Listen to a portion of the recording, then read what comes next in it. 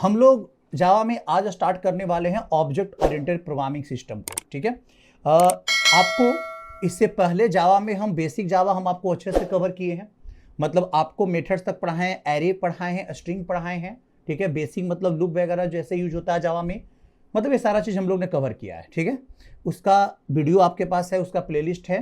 ठीक है ना, उप्स का हम एक अलग प्लेलिस्ट बना देंगे यूट्यूब पे। ठीक है ना, उस पर भी उप्स का वीडियो आपके पास जाएगा। ठीक है ना, और उप्स का जो वीडियो है ना, ये वीडियो आपके पास जावा का भी प्लेलिस्ट में रहेगा। ठीक है, क्योंकि हम लोग उप्स को जावा में ही कवर कर रहे हैं। अब सर अलग से प्लेलिस्ट क्यों बना रहे हैं? देखो, उप्स एक ऐसा प्रोग्रामिंग प्रिंसिपल है जिसको बहुत लोग फॉलो करते हैं, बहुत लैंग्वेज फॉलो करता है। ठीक है, जैसे C++ भी फॉलो करता है, मतलब आपके पास जावा भी फॉलो करता है, पाइथन भी फॉलो करता है। तो लगभग जो उप्स का जो थ्योरिकल कंसेप्ट है, ठीक है ना, लगभग सभी लैंग्वेज में उसी तरीका से काम करता है। तो उप्स एक सेपरेट प्रोग्रामिंग प्रिंसिपल है। अब इसी प्रिंसिपल को यूज कौन करता है? जावा भी यूज करता है, पाइथन भी यूज करता है, बात समझे, C++ भी यूज करता है। ठीक है, इसलिए इसका सेपरेट हम प्लेलिस्ट बना दें। जिनको सिर्फ उप्स पढ़ना होगा वो आराम से सिर्फ उप्स पढ़ लेंगे। क्लियर है? इसलिए हम इसका सेपरेट प्लेलिस्ट क्या कर रहे हैं, बना रहे हैं। चलिए तो स्टार्ट करते हैं यहाँ पे कि उप्स होता क्या है। देखो, उप जो है इसको बोलते हैं हम लोग ऑब्जेक्ट ओरिएंटेड प्रोग्रामिंग। ये क्या होता है? Object oriented programming. क्लियर है? समझे? ऑब्जेक्ट ओरिएंटेड प्रोग्रामिंग होता है ये। अब प्रोग्रामिंग सब लोग जानते होंगे। प्रोग्रामिंग मतलब जब कंप्यूटर के लिए सेट ऑफ इंस्ट्रक्शन जो लिखते हैं ना, that is called the program. ठीक है, और उस प्रोसेस को प्रोग्रामिंग बोलते हैं। ठीक है, तो आपको जो प्रोग्रामिंग करना है वो ऑब्जेक्ट ओरिएंटेड के स्टाइल से करना है। क्लियर है? किसके स्टाइल से? ऑब्जेक्ट ओरिएंटेड के स्टाइल से करना है। क्या? प्रोग्रामिंग करना है। क्लियर है? अब समझो सर ये है क्या, समझो यहाँ पे, ये एक प्रोग्रामिंग प्रिंसिपल है। क्या है? एक प्रोग्रामिंग प्रिंसिपल। देखो यहाँ पे सर, प्रोग्रामिंग प्रिंसिपल क्या होता है? प्रोग्रामिंग प्रिंसिपल गाइडलाइन देता है कि भाई आपको कोड लिखना कैसे है। बात समझे? किस बेसिस पे आपको कोड लिखना है। तो हर एक लैंग्वेज कोई ना कोई प्रोग्रामिंग प्रिंसिपल पे क्या करता है, काम करता है। जैसे C लैंग्वेज है जो स्ट्रक्चर प्रोग्रामिंग प्रिंसिपल पे बेस्ड होता है। ठीक है, C++ उप्स के प्रिंसिपल पे बेस्ड होता है, जावा उप्स के प्रिंसिपल पे बेस्ड होता है। क्लियर है? तो यहां पे ऑब्जेक्ट ओरिएंटेड एक प्रोग्रामिंग प्रिंसिपल हुआ। ठीक है, और ये प्रिंसिपल जिस हिसाब से गाइड करता है, और जो लैंग्वेज इस प्रिंसिपल पे बेस्ड है, क्लियर है, वो लैंग्वेज इसके सारे प्रिंसिपल को यूज करके ही कोड लिखने के लिए आपको कहेगा। ठीक है, जावा कहता है कि आप उप्स के प्रिंसिपल के हिसाब से प्रोग्रामिंग लिखो। इसलिए इसका जावा अगर अच्छे से पढ़ना, डिटेल से पढ़ना है, तो आपको ऑब्जेक्ट ओरिएंटेड को समझना होगा अच्छे से। ठीक है, अब यहां पे क्या है कि आपके पास सर इसका कितना प्रिंसिपल है? ठीक है, इसका 4 मेन प्रिंसिपल होता है। एक होता है डेटा इनकैप्सुलेशन, एक होता है एब्स्ट्रैक्शन, एक होता है इनहेरिटेंस, और एक होता है पॉलीमॉर्फिज्म। ये 4 प्रिंसिपल पे उप्स क्या करता है, काम करता है। ठीक है, तो हम लोग बारी बारी से समझेंगे कि कौन सा प्रिंसिपल का क्या मतलब है। ठीक है, और हम जो आपको पढ़ाएंगे इसमें हम आपको, जैसे मान लीजिए कि पहले हमने डेटा इनकैप्सुलेशन पढ़ाया, तो डेटा इनकैप्सुलेशन से रिलेटेड जितना भी टर्म है, ठीक है, क्या जो टर्म होता है प्रोग्रामिंग में जो यूज होता है, वो सबसे पहले पढ़ा लेंगे, तब जाके हम आगे का हम प्रिंसिपल इसका क्या करेंगे, स्टार्ट करेंगे। इनहेरिटेंस फिर स्टार्ट करेंगे, पॉलीमॉर्फिज्म स्टार्ट करेंगे, तो आपको अच्छे से समझ में आएगा।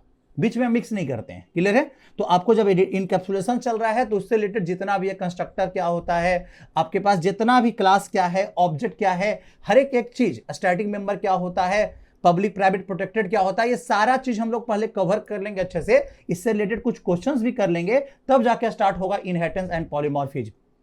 क्लियर है? समझ में आ रहा होगा? तो हम लोग का पढ़ाने का जो तरीका है वैसे ही रहेगा। ठीक है, आप लोग को भी अच्छे से समझ में आएगा कि हाँ सही है भाई, एक प्रिंसिपल को समझ जाते हैं, तब जाके अगले प्रिंसिपल पे क्या करते हैं, मूव करते हैं। ठीक है, चलिए तो बात करते हैं यहाँ पे इनकैप्सुलेशन के बारे में। ठीक है, देखो यहाँ पे इनकैप्सुलेशन जो प्रिंसिपल है, ठीक है, इनकैप्सुलेशन जो प्रिंसिपल है, ये कहता क्या है कि भाई आपके जो प्रोग्राम है, बात को समझो। जैसे जनरल मीनिंग ऑफ इनकैप्सुलेशन क्या होता है? ठीक है, किसी भी चीज को किसी के अंदर कवर करना होता है ना। क्या? कोई भी चीज को किसी कंटेनर के अंदर कवर करके रखना, that is called the encapsulation. ठीक है, जैसे आपके पास कोई मेडिसिन है, मेडिसिन कहां रखते हैं, कैप्सूल के अंदर, वो क्या हुआ, एक इनकैप्सुलेशन हुआ। ठीक है, तो यहां भी प्रोग्राम में मात्र हम लोग के पास 2 चीज होता है। पहला चीज होता है कौन, डेटा, और दूसरा होता है इंस्ट्रक्शंस। 2 चीज होता है प्रोग्राम, डेटा और किसका बना हुआ है, इंस्ट्रक्शंस का बना हुआ है।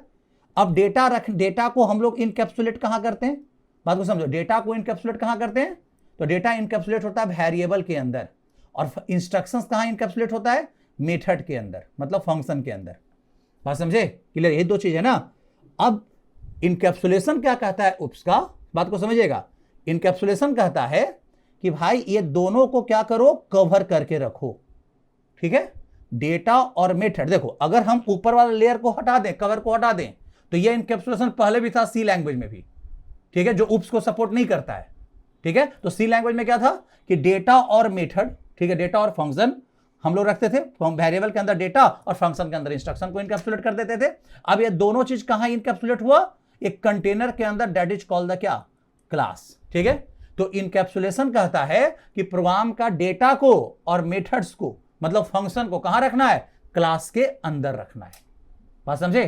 ठीक है, तो आप देखिएगा जावा में अब इतना प्रोग्रामिंग किए हो, जो जावा का मेरा प्लेलिस्ट फॉलो कर रहे होगे, आप सिंगल प्रोग्राम भी उठा के देखो, जो पहला प्रोग्राम जो हेलो प्रिंट करवाए होंगे हम, ठीक है, उसमें भी एटलीस्ट एक क्लास था। क्यों? क्योंकि आपके पास हर एक प्रोग्राम में मेन मेथड होता था, और मेन मेथड कहां रखना है, क्लास के अंदर रखना है, क्योंकि जावा उप्स को सपोर्ट करता है, उसके उप्स के प्रिंसिपल को फॉलो करता है। और उप्स का प्रिंसिपल मैं यही कहा था भाई, इनकैप्सुलेट करो, कोई भी डेटा और कोई भी फंक्शन कहां रहेगा, क्लास के अंदर रहेगा। इसलिए मेन मेथड को इनकैप्सुलेट करने के लिए हम लोग को क्या करना पड़ता था, क्लास रखना पड़ता था। बात समझे? इसलिए हम लोग हर एक प्रोग्राम में एटलीस्ट एक क्लास होगा ही होगा। जितना भी अभी तक प्रोग्राम बनाया उसमें देखना एटलीस्ट एक क्लास होगा सब में, जो मेन मेथड को क्या किए हुए, रखे हुए, इनकैप्सुलेट करके क्या किए हुए, रखे हुए। क्लियर है? चलिए यहां तक क्लियर हुआ। तो अब बात होता है सर क्लास बनाता क्यों है ये उप्स। ठीक है, अब यहां पे समझेंगे दो चीज। पहला क्या पढ़ेंगे, क्लास, और दूसरा पढ़ेंगे हम लोग इसका ऑब्जेक्ट। क्लियर है? यहां पे देखो इनकैप्सुलेशन का मेनली दो टूल होता है, एक क्लास होता है, दूसरा क्या होता है, ऑब्जेक्ट होता है। अब समझो यहां पे ये क्लास क्या है, इसको समझते हैं पहले। देखो यहां पे क्लास जो है ना, ये डिजाइन है। बात को समझो, यहां पे क्लास से क्या है, डिजाइन है। ठीक है ना, किसी भी ऑब्जेक्ट का डिजाइन को बोलते हैं क्लास। ठीक है, ब्लूप्रिंट को क्या बोलते हैं, क्लास बोलते हैं। ठीक है, कि आपका जो ऑब्जेक्ट है वो क्या ऑपरेशन परफॉर्म करेगा, बात को समझे यहां पे, और किस टाइप के डेटा पे वो अपना ऑपरेशन क्या करेगा, परफॉर्म करेगा। क्लियर है? समझे? तो ऑब्जेक्ट को ध्यान में रखते हुए कि जो मुझे ऑब्जेक्ट बनाना है उसका डिजाइन क्या होगा, और डिजाइन में सिर्फ दो चीज सोचना है। ठीक है, दो चीज सोचना है, पहला उसका डेटा, और दूसरा उस डेटा पे यूज होने वाला मेथड्स, मतलब कि फंक्शनलिटी उस ऑब्जेक्ट में क्या क्या जाएगा। क्लियर है? फंक्शनलिटी जो है उस ऑब्जेक्ट में क्या क्या जाएगा। बात समझ में आ रहा है? तो क्लास एक ब्लूप्रिंट है, डिजाइन होता है किसी भी ऑब्जेक्ट का। बात को समझ आए? एक सिंपल सा एग्जांपल को समझो। जैसे मान लो कि एक लड़का है जिसका नाम एबीसी है। ठीक है, बात को समझना, एक लड़का है जिसका नाम क्या है, एबीसी है।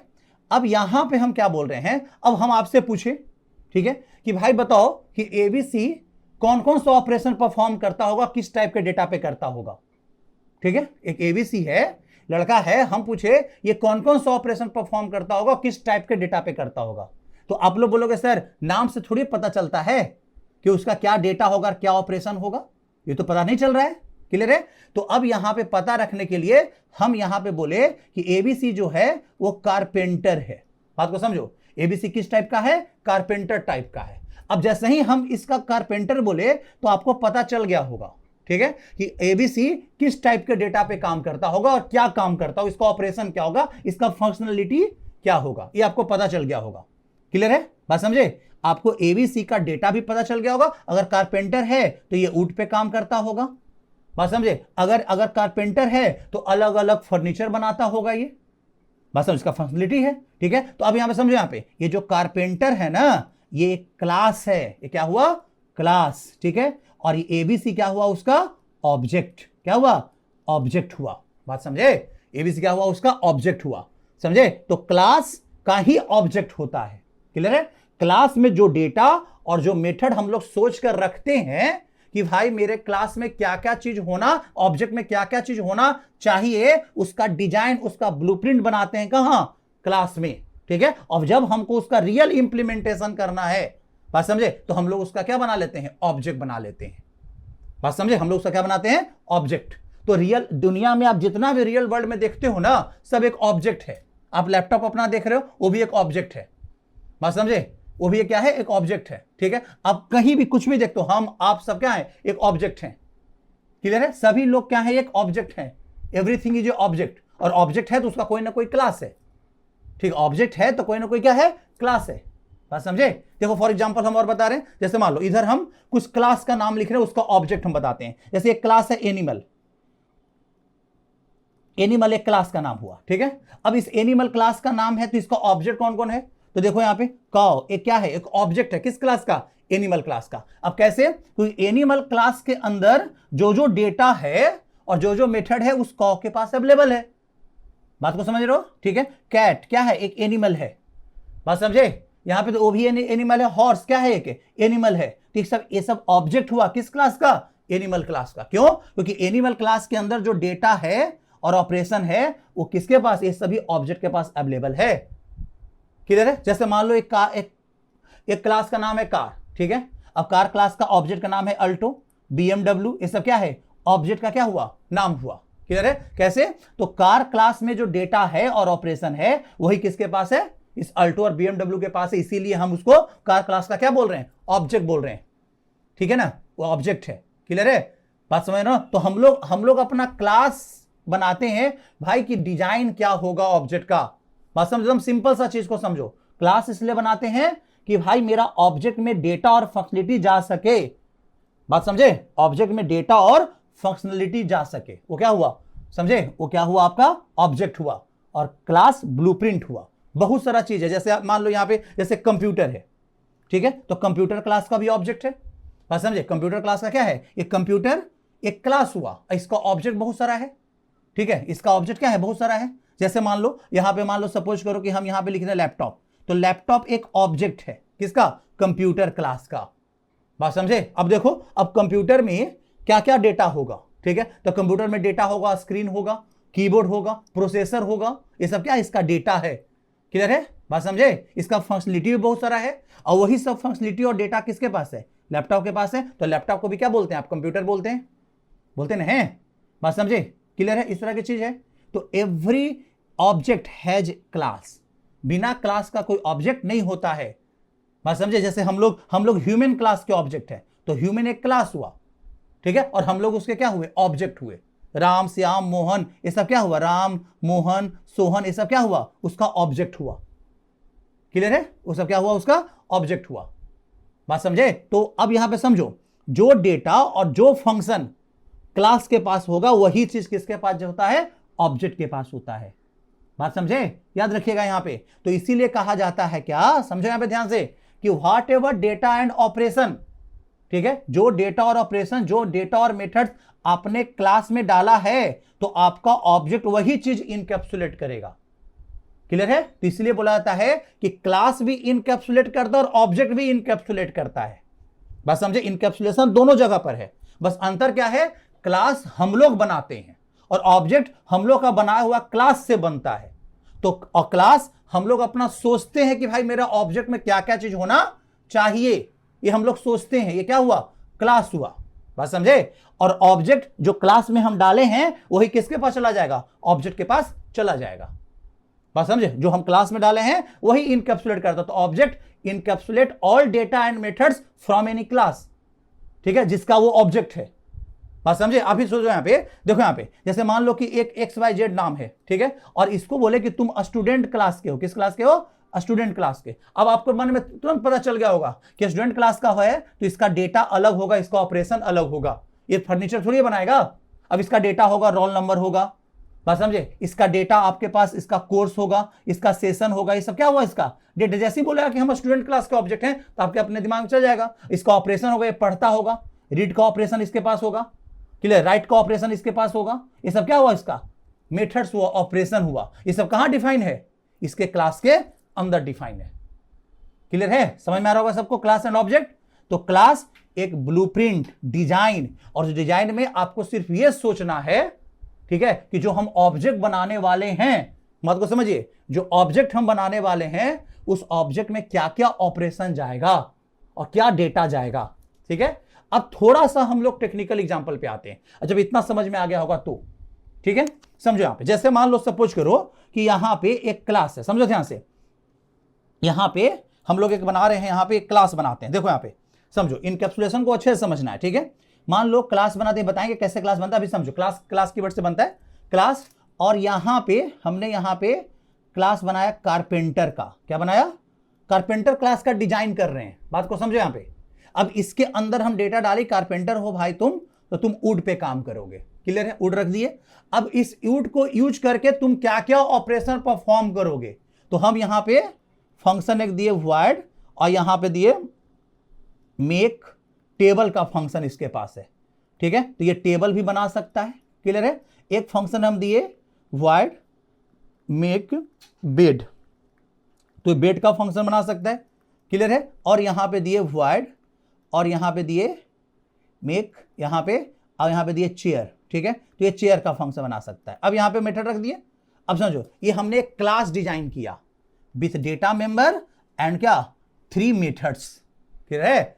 अब ये डिजाइन है, ब्लूप्रिंट है, अब ये काम नहीं कर सकता है, बात समझे, ये ब्लूप्रिंट है। अब इसका क्या बनाना पड़ेगा, ऑब्जेक्ट बनाना पड़ेगा, बात समझे। क्या बनाएंगे इसका ऑब्जेक्ट, और उस ऑब्जेक्ट के पास ये सारा चीज चला जाएगा जो इसके कहां है, क्लास के पास है, बात समझे। उस ऑब्जेक्ट के पास वो सारा चीज जाएगा जो इसके क्लास के पास है, ठीक है। जैसे मान लो अब यहां पे हम कारपेंटर क्लास का एक ऑब्जेक्ट बनाए जिसका नाम रखे C1 equal to new carpenter. Object तो सही बनता है, इतना तो जान ही रहोगे अगर जावा फॉलो कर रहे होंगे मुझे तो, ठीक है। चलो अब यहां पे C1 ऑब्जेक्ट बनाए, एक और ऑब्जेक्ट बनाते हैं कारपेंटर क्लास का, दूसरा ऑब्जेक्ट बनाए C2 equal to new carpenter, ठीक है, न्यू कारपेंटर, ऐसे बना लिए।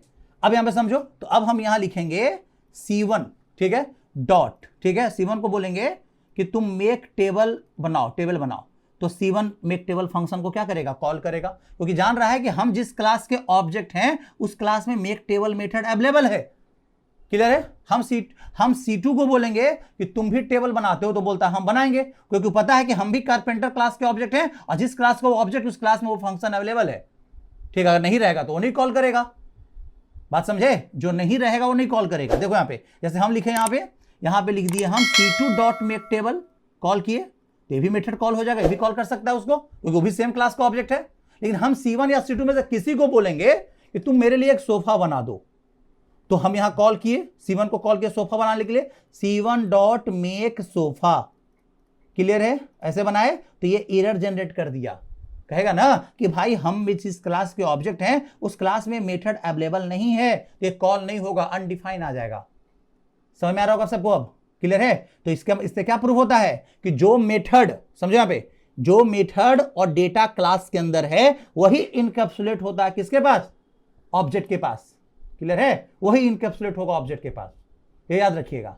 अगर नहीं है तो नहीं इनकैप्सुलेट होगा, ठीक है। अगर नहीं है तो मेथड ऑपरेशन परफॉर्म ही नहीं करेगा, समझे, ये ध्यान रखिएगा, ठीक है। ये चीज क्लियर हो रहा होगा ना। तो क्लास का ही डेटा और मेथड जाता है किसके पास, ऑब्जेक्ट के पास। बस ऐसा समझ लो भाई कि जब तुम जमीन खरीदे मकान बनाने के लिए, तो उस जमीन का डिजाइन बनाया पेपर पे, डिजाइन पे भी आपको पता है भाई कि डिजाइन में भी रूम है, विंडो है, सारा चीज, किचन है, बाथरूम है, सब चीज है वहां पे, क्लियर है। और जब वो पेपर पे डिजाइन है तो क्लास हुआ, आपने सोचा कि भाई मेरा मकान कैसा बनेगा, कि वो डिजाइन हो गया, क्लियर है। अब जब उस डिजाइन को देखकर आप किसी मिस्त्री से क्या बनवा लिए, मकान बनवा लिए, वो ऑब्जेक्ट हुआ। तो जो डिजाइन में था वही किसके पास गया, ऑब्जेक्ट के पास गया।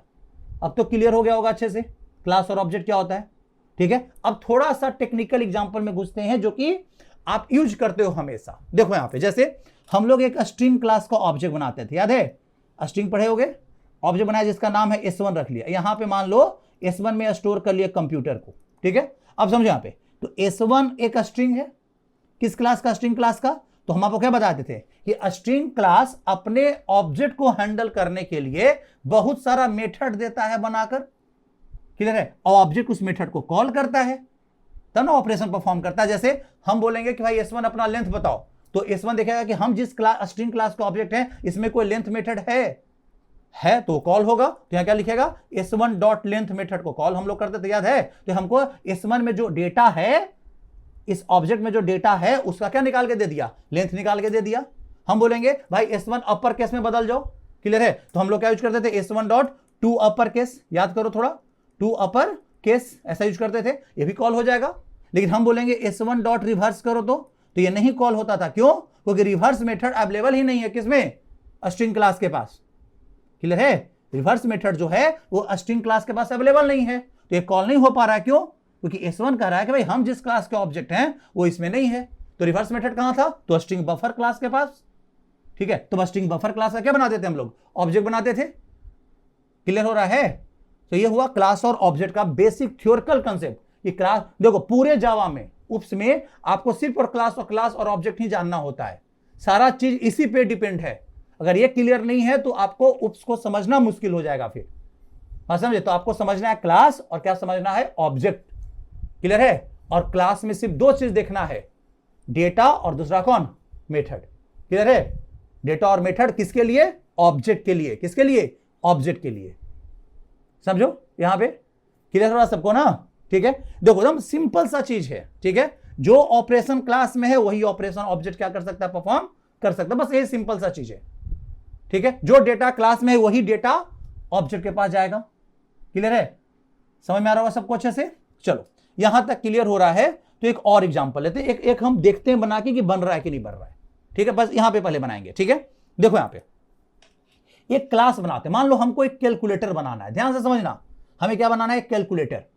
ठीक है। अब कैलकुलेटर में क्या क्या फंक्शन होता है सिंपल कैलकुलेटर में, तो सिंपल कैलकुलेटर में फंक्शन होता है एडिशन का, सब्ट्रैक्शन का, ठीक है, मल्टीप्लीकेशन का होता है, बात समझे, डिवीजन का। मिनिमम 4 तो ऑपरेशन होगा ना, क्या मिनिमम 4 ऑपरेशन तो होगा ही होगा। तो हम कैलकुलेटर बनाने से पहले, ऑब्जेक्ट बनाने से पहले उसका डिजाइन बनाना होगा, क्लास बनाना होगा। ठीक है। तो हम यहां पे एक क्लास बनाते हैं, यहां पे समझिएगा, यहां पे क्लास। ठीक है।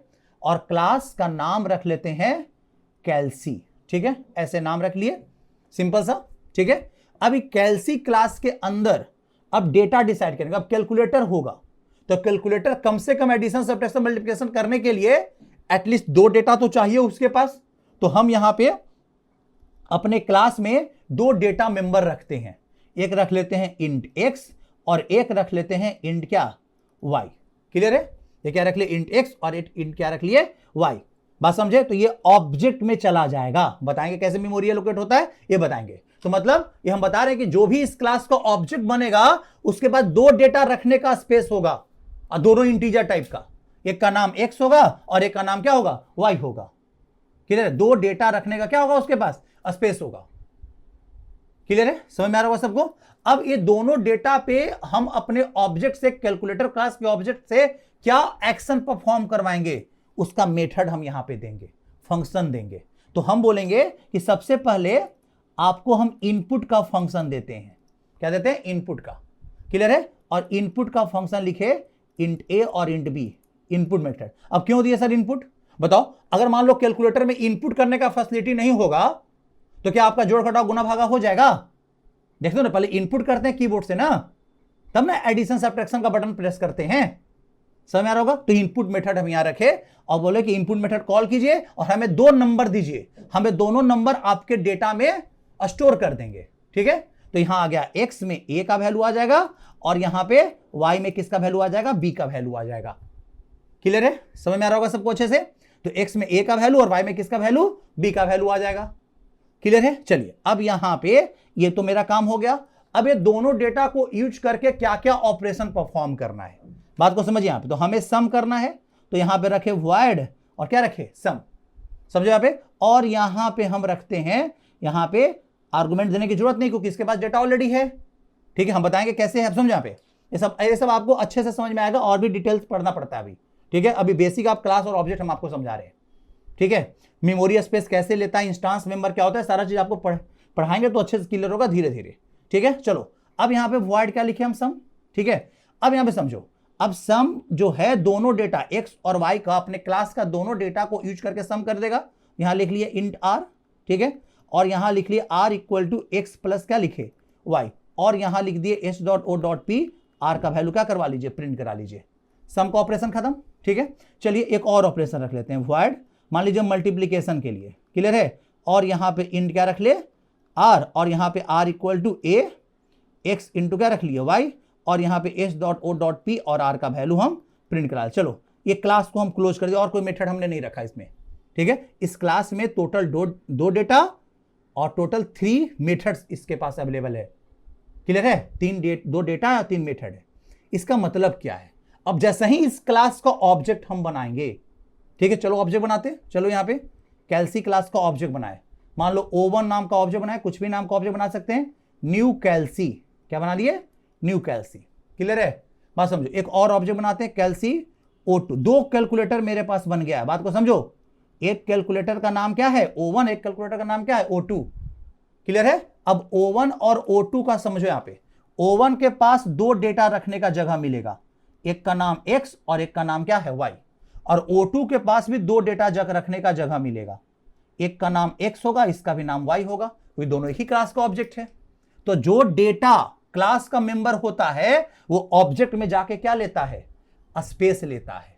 क्लियर है। तो ये X और Y इस क्लास का मेंबर है, इस क्लास का जितना ऑब्जेक्ट बनेगा ना, बात समझिए यहां पे, इस क्लास का जितना ऑब्जेक्ट बनेगा सभी ऑब्जेक्ट में अपना अपना स्पेस ले लेगा।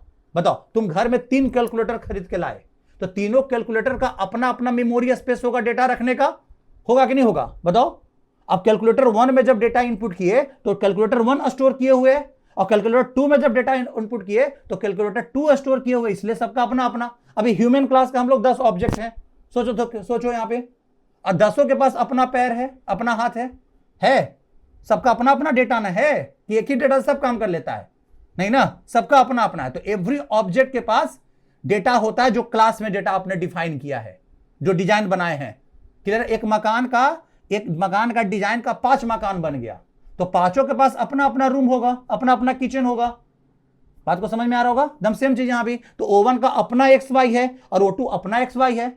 अब देखो यहां पे, जब O1 अपना कोई भी मेथड ऑपरेशन परफॉर्म करेगा तो O1 के X और Y पे होगा, बात समझे। और O2 जब अपना कोई भी ऑपरेशन परफॉर्म करेगा तो O2 के X और Y पे होगा। मतलब जब हम बोल रहे हैं तो सिर्फ मेरा मुंह चल रहा है, बात को समझो। जब हम जब वॉक करेंगे तो मेरा पैर चलेगा। तो जो डेटा, जो ऑपरेशन, जो ऑब्जेक्ट जो ऑपरेशन को कॉल करता है वो ऑपरेशन उसी ऑब्जेक्ट के डेटा मेंबर के ऊपर क्या होता है, परफॉर्म होता है। देखो यहां पे, जैसे अब O1 और O2 के पास तीन ऑपरेशन कॉल करने के लिए है। अब हम O1 को बोलेंगे तुम मेरे लिए सब्ट्रैक्शन कर दो, O1 कहेगा नहीं कर पाएंगे भाई, क्योंकि मेरे क्लास में वो ऑपरेशन ही नहीं है, पॉसिबल ही नहीं है कि हम ऑपरेशन वो क्या कर पाएंगे, ये पॉसिबल ही नहीं है। क्लियर है। तो अब यहां पे देखो, तो हम यहां लिखे O1, बात को समझो, यहां पे O1 डॉट इनपुट मेथड सबसे पहले कॉल किया, बात समझे, O1 डॉट इनपुट, और यहां इनपुट मेथड 2 आर्गुमेंट ले रहा है।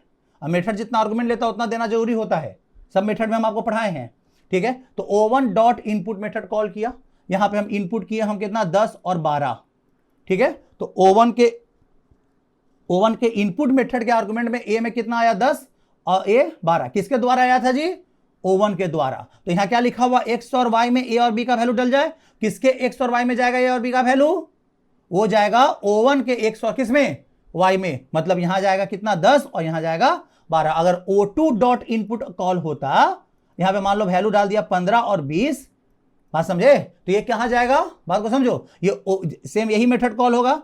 अब इसके लिए यहां पे कॉपी होगा 15 और यहां पे कितना होगा 20। अब यही मेथड कॉल हुआ सेम, और अब ये जो डेटा है ये X और कोड भी यही रन करेगा। तो ये डेटा X और Y किस में जाएगा, O2 में, क्योंकि O2 कॉल किया है ना, O2 कॉल किया है तो O2 में जाएगा। तो यहां कितना आ जाएगा 15 और कितना 20, बात समझे। और हम लिखे O1 डॉट क्या करो सम, तो सम मेथड कॉल होगा, X और Y are equal to X plus Y, किसका X प्लस वाई, O1 का X और Y। मतलब यहां 10 और 12 का सम आपको ये प्रिंट कर देगा। मतलब इस मेथड का जो आउटपुट आने वाला है वो आने वाला है 10 और 12 का क्या सम, बात समझे। और यहां पे अगर यहां पे O2 डॉट सम कॉल करता तो यहां पे सम किसका आता, यहां पे सम आया 10 प्लस किसका 12 का, यहां पे सम किसका आता 15 और प्लस 20 का सम आएगा। समझ में आ रहा ना, क्योंकि O2 का डेटा यूज होगा यहां पे, तो O2 कॉल करेगा तो O2 का डेटा कॉल। अगर इसका और भी ऑब्जेक्ट होता तो सभी ऑब्जेक्ट में XY का वैल्यू होता अपना अपना, ठीक है, समझे। और वो ऑपरेशन परफॉर्म करता तो उसी के डेटा मेंबर को ऑपरेशन क्या होता, परफॉर्म होता, ठीक है। हम यहां पे उसी तरह से लिखे O1 डॉट मल्टीप्लाई करो, तो यहां पे O1 का मल्टीप्लिकेशन कॉल होगा, मतलब 10 इंटू 12। देखो यहां पे X इंटू वाई है ना, तो X किसका उठाएगा, O1 का, और Y किसका उठाएगा, ठीक है, बात समझे, O1 का ही उठाएगा। क्लियर है। O2 डॉट अगर मल्टीप्लाई कॉल होगा तो ये किसको कॉल करेगा, 15 गुने किसका 20, मतलब X और Y किसका, O2 का। क्लियर हो रहा है ना, तो समझ में आ रहा होगा, ठीक है। और हम O1 को बोलेंगे कि तुम मेरे लिए डिवीजन कॉल कर दो, O1 कहेगा नहीं, ये पॉसिबल ही नहीं है, क्योंकि हम जिस क्लास के ऑब्जेक्ट हैं उस क्लास में सिर्फ 3 ही ऑपरेशन है। ये 3 ऑपरेशन को में से बोलो कॉल करने के लिए, तो हम कॉल करेंगे। नहीं है तो नहीं कॉल करेंगे। क्लियर है, समझ में आ रहा होगा सबको। तो ये होता है क्लास और ये होता है ऑब्जेक्ट। ये क्लास इज द ब्लूप्रिंट, ये डिजाइन हुआ आपका ऑब्जेक्ट का कि आपके ऑब्जेक्ट में क्या डेटा और क्या ऑपरेशन होना चाहिए। क्लियर है, और ये हुआ ऑब्जेक्ट इस क्लास का O1 और क्या O2, क्या हुआ इस क्लास का ऑब्जेक्ट। और ये ऑब्जेक्ट वही चीज इनकैप्सुलेट करता है जो उसके कहां है, क्लास के अंदर है। बात समझे, एक्स्ट्रा चीज कोई भी चीज इनकैप्सुलेट ये करता नहीं है। क्लियर होगा सबको अच्छे से, ठीक है। चलो अब इसको हम इंप्लीमेंट करके दिखाते हैं जावा में प्रोग्राम में कि किस तरह से होता है। देखो यहां पे आ जाओ, यहां आ गए हम, यहां पे एक हम फाइल बना लेते हैं नया, ठीक है। यहां रख लिए oops.java, ठीक है। चलो अब इस oops.java में एक क्लास बनाते हैं, इसका नाम रख लिए कैल्सी, ठीक है। हम सेम चीज, ये क्लास डिजाइन बना रहे हैं। इस डिजाइन में हम दो डेटा मेंबर रखे, इंट x और इंट क्या रख लियो y। क्लियर है। अब यहां मेथड डालते हैं void और यहां पे लिखे मेथड इनपुट, और हम इनपुट मेथड को हम दो आर्गुमेंट दिए, एक आर्गुमेंट क्या दिए a और एक आर्गुमेंट क्या दिए b। क्लियर है। अब यहां समझे, यहां पे x इक्वल टू क्या लिखे, x इक्वल टू a का वैल्यू और यहां पे y इक्वल टू किसका वैल्यू, b का वैल्यू। इनिशियलाइज हो गया। क्लियर। चलो अब यहां पे आ जाओ। अब ये इनपुट लिया हुआ डेटा पे कौन कौन सा ऑपरेशन हमें क्या करना है, परफॉर्म करना, वो अभी ऑपरेशन देते हैं। void यहां पे हमने लिखा किसका भाई, तो सम का करना है, तो यहां पे सम का ऑपरेशन का कोड लिख देंगे। यहां पे लिख दिया गया इंट r और r इक्वल टू यहां पे x प्लस किसका y का वैल्यू और प्रिंट करा लेते हैं सिस्टम डॉट आउट डॉट क्या प्रिंट ln, और यहां पे लिख दिया किसका वैल्यू, r का वैल्यू। क्लियर है। फिर यहां पे आ जाओ, फिर यहां लिखे void और यहां पे लिखे क्या सम, ठीक है। और सम नहीं, यहां पे हमको मल्टीप्लिकेशन का कोड लिखे थे ना। चलो यहां पे और ज्यादा कुछ रखे नहीं थे उसमें, यहां पे वही रखते हैं, ठीक है। और भी ऐड करके हम दिखाते हैं आपको। r ले लिए यहां पे, r इक्वल टू यहां पे क्या लिखे हम a, समझे, यहां पे x इंटू क्या y का वैल्यू, और यहां प्रिंट करा लेते हैं सिस्टम डॉट आउट डॉट क्या प्रिंट ln, और यहां पे किसका वैल्यू प्रिंट करा ले, r का वैल्यू क्या करवा ले, प्रिंट करवा लेते हैं। क्लियर है। चलिए यहां तक में कोई प्रॉब्लम नहीं आना चाहिए, अच्छे से आपको समझ में आ रहा होगा। चलो अब यहां पे आ जाओ, हमने एक क्लास बनाए, एक डिजाइन बनाए, ठीक है। और अब हम यहां पे क्लास बना रहे हैं oops का, इसके अंदर मेन मेथड को रखेंगे, ठीक है। इसलिए फाइल का नाम भी oops.java है, ठीक है। चलो अब यहां पे आ जाओ। अब मेन मेथड को एडिशन सब्ट्रैक्शन मल्टीप्लिकेशन करना था, बात को समझो। यहां पे ये सोचा कि क्यों ना हम कैलकुलेटर क्लास का ऑब्जेक्ट बना लेंगे तो मेरा सब काम हो जाएगा, क्योंकि ऑब्जेक्ट के पास तो कैलकुलेटर क्लास के ऑब्जेक्ट के पास उतना चीज तो होगा। एकदम सोचो, एकदम सिंपल सा चीज है। घर में अगर तुमको बार बार कैलकुलेशन करना है, मान लो तुम्हारा कोई दुकान है, बार बार हमको पैसा गिनना रहता है या जोड़ना रहता है, तो हम लोग क्या खरीद के लाते हैं, क्या कौन सा ऑब्जेक्ट, कैलकुलेटर ऑब्जेक्ट, क्योंकि तुमको ये पता है ना, एकदम फील करो इस चीज को, तुमको पता है कि वही ऑब्जेक्ट जो है एडिशन सब्ट्रैक्शन और मल्टीप्लिकेशन का क्या करेगा, काम करता है, इसलिए हम लोग कैलकुलेटर खरीद के ले आते हैं।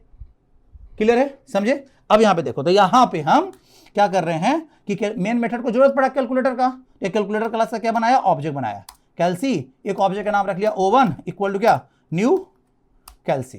क्लियर है, एक ऑब्जेक्ट बन गया। यहां पे लिखे क्या, एक और ऑब्जेक्ट बना लेते, उसको दो कैलकुलेटर का जरूरत है तो दो ऑब्जेक्ट बना लिया, O2 इक्वल टू क्या न्यू कैल्सी बन गया। चलिए अब यहां पे लिखे O1 डॉट, यहां क्या लिखे इनपुट मेथड कॉल करेंगे, दो आर्गुमेंट दिए 12 और कितना 10, ठीक है। O2 डॉट इनपुट मेथड हमने किया यहां पे, और यहां दिए हम 15 और 20, ठीक है। 15 और क्या दिए 20 देते हैं। क्लियर है, समझ में आ रहा होगा सबको यहां पे।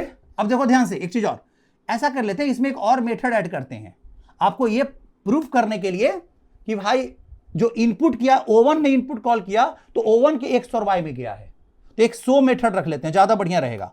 एक void क्या रख लिए, सो मेथड। क्लियर है। और हम इसको बोलें कि भाई तुम x और y का वैल्यू क्या करवा दो, प्रिंट करा लो, जो ऑब्जेक्ट कॉल करेगा उसका x और y का वैल्यू क्या करवाना, प्रिंट करवाना। यहां क्या लिखते प्रिंटेड, और यहां पे लिख लेते हैं हम यहां पे value of x equal to plus किसका वैल्यू, x का वैल्यू, और यहां लिख दिया सिस्टम डॉट आउट डॉट क्या प्रिंट ln, और यहां लिख देते हैं हम value of y equal to किसका वैल्यू भाई, तो y का वैल्यू। चलो आ गया। यहां पे एक मेथड और हमने इसमें क्लास में ऐड किया, अब ऑब्जेक्ट के पास एक और मेथड मिल गया ना। क्लियर, ऑब्जेक्ट का फंक्शनलिटी बढ़ाना है तो अपने क्लास में डिजाइन में चेंज कीजिए, वो अपने आप ऑब्जेक्ट उसको इनकैप्सुलेट अपने अंदर कर लेगा, वो ऑपरेशन वो परफॉर्म करना शुरू कर देगा। ठीक है, चलिए अब यहां तक में कोई दिक्कत नहीं। अब यहां पे आ जाओ, यहां आ गए। अब यहां लिखते हैं हम O1 डॉट शो करते हैं, देखो O1 डॉट इनपुट किए तो O1 डॉट शो करेंगे तो हमारे पास कितना आंसर आना चाहिए, 12 और 10 एक्स और वाई का वैल्यू। और O2 डॉट अगर हम क्या करते हैं, O2 डॉट अगर हम शो करते हैं तो मेरे पास कितना आना चाहिए, मेरे पास 15 और 20 वैल्यू आना चाहिए। चलो करके देखते हैं, ये प्रूव करने के लिए कि जो ऑपरेशन, जो ऑब्जेक्ट जो ऑपरेशन को परफॉर्म करता है। चलो यहां कमांड प्रॉम्प्ट ओपन कर लो और आ जाओ कहां भाई, D drive CD Java program के अंदर। ठीक है, आ गए, यहां लिखेंगे जावा और क्या है मेरा प्रोग्राम का फाइल का नाम oops.java। देखिए तो देख रहे हो ना, O1 डॉट शो किए तो क्या आया, O1 का एक्स और वाई का वैल्यू 12 और 10, और O2 डॉट शो हुआ है तो O2 का एक्स और वाई का वैल्यू कितना आया है, 15 और कितना 20। क्लियर होगा सबको अच्छे से, ठीक है, यहां तक क्लियर है सबको ना। अब यहां पे देखो, अब यहां पे समझिए, अब O1 को सम करने के लिए यूज करना है। हम बोले भाई तुम अपना सम मेथड कॉल करो, तो देखेगा कि मेरे क्लास में है सम मेथड है, तो सम मेथड को क्या कर लेगा, कॉल किया। ठीक है, O2 भी अगर कॉल करना चाहे तो O2 भी सम मेथड को कॉल कर सकता है। ठीक है, अगर O1 मल्टीप्लाई मेथड को कॉल करना चाहे तो मल्टीप्लाई मेथड कॉल कर सकता है, तो O1 का मल्टीप्लिकेशन होगा एक्स और वाई का। ठीक है, और O2 अगर मल्टीप्लाई मेथड को कॉल करना चाहे तो वो भी कॉल हो सकता है। ये देखो यहाँ पे देख लो, आ जाओ यहाँ पे, देखिए यहाँ पे आ गया ना, देख रहे हो ना, अच्छे से समझ में आ रहा हो। देखो यहाँ पे 12 10 का सम और 15 और 20 का सम, 12 और 10 का गुना और 15 और 20 का गुना, दिख रहा होगा अच्छे से, क्लियर है। तो ये होता है क्लास और क्या, ऑब्जेक्ट। ठीक है, तो क्लास एक डिजाइन है, क्लास का एक डिजाइन और ऑब्जेक्ट एक ब्लूप्रिंट है, क्लियर है। और इन oops everything is in the form of class and object, clear है। तो क्लास ऑब्जेक्ट को अच्छे से डिटेल से जानिए, तब जाके आगे का प्रिंसिपल भी बहुत से अच्छे से क्लियर होगा। ठीक है, बात समझे। तो अब हम बताएंगे नेक्स्ट वीडियो में आपको कवर करेंगे कि क्लास बनाते समय क्या क्या चीज का ख्याल रखना है। ठीक है, क्लास के अंदर किस किस टाइप का डेटा मेंबर्स होता है, ये सारा चीज हम लोग कवर करेंगे। अभी तो एक सिंपल सा हम आपको क्या बना के दिखाएं, क्लास बना के दिखाएं। क्लियर है कि क्लास और ऑब्जेक्ट का अंतर क्या है, क्या होता है ये चीज। ठीक है, तो फिर मिलते हैं नेक्स्ट वीडियो में।